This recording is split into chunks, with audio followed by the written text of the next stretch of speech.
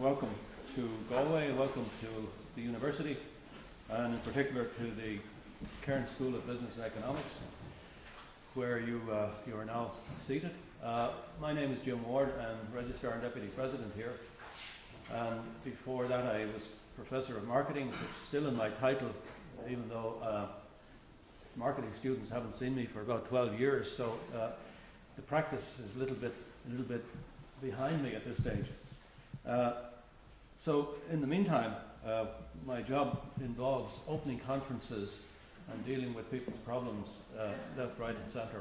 And as I was saying to Jared Hastings earlier, I don't know what sort of problems I cause for people that I get into this position that gives me so much heartache and pain. But anyway, this is one of the pleasures of the job, is being able to attend for some of the time conferences like this. I'd just like to say that in regard to the Cairn School, and the Cairn School is one of two schools in the College of Business, Public Policy and Law, and I think it's the public policy bit in that title that makes this conference particularly appropriate for this university to be hosting. Generally speaking, the university has for many years and continuing to increase its interest in public sector activity and takes its public responsibility very seriously, as is evidenced from what you see in our strategic plan. I'm sure you've all had a look at our strategic plan, but I will just like to highlight one aspect of that relates to this, and that is what we call the CKI program, the Community Knowledge Initiative program, which involves getting our students interacting with organizations, public sector organizations, with voluntary organizations, not-for-profits and so on. And so we want, at this stage in our strategic plan says we want all of our students to participate in some program that involves public sector, not-for-profit, voluntary organizations.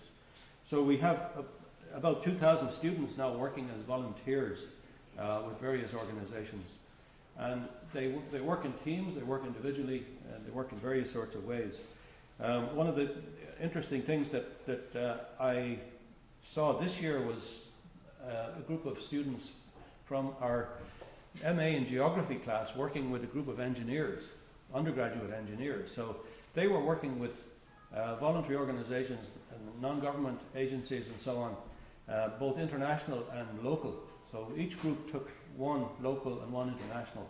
And their focus was actually on the strategy and mission of those organizations. So instead of getting their hands dirty working on something on the ground, what they were doing was looking at the missions and strategies of the organizations and making comments on them, giving them some feedback, and in other words, putting some brain power into the organizations rather than getting hands-on active with them.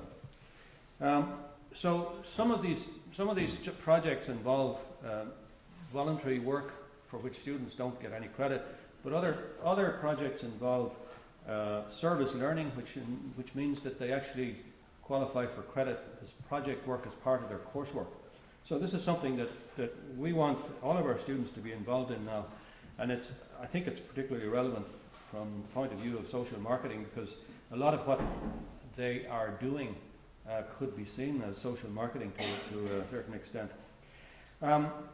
As a professor of marketing, I am delighted that this university, and in particular Christine Domigan, has taken the lead in regard to social marketing in this country. I think the objectives that social marketing has are particularly important, and maybe more important every day, in terms of building a healthy population, providing safer environment, supporting policies that improve people's living standards, and basically changing behaviour to bring about social change. These are all extremely important for society, and I'm delighted that we are involved in this, that we have this conference here which is focusing on that. I'm glad to see that we have within the programme issues that deal with policy, public policy, deal with the environment and energy, because I think sometimes the definition of social marketing may be sometimes too narrow. And I know there's a lot of focus on health issues, and that's no harm. But in identifying with health and with behaviour in regard to health, we perhaps sometimes miss the public sector and not-for-profit sector of our society.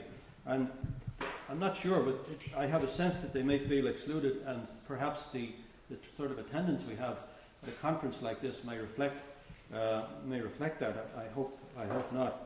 But in being too narrow, I think we may lose important potential audiences and practitioners, or potential practitioners who should be at conferences like this. I think, for example, public sector staff, whose job it is to implement capital projects of public importance, necessary for the health and well-being of citizens, should be involved in what we're doing at this type of conference.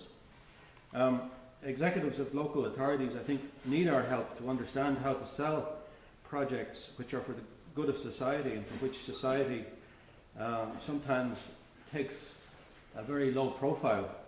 But for sometimes we have a minority who may feel that the projects are inappropriate and who may oppose them.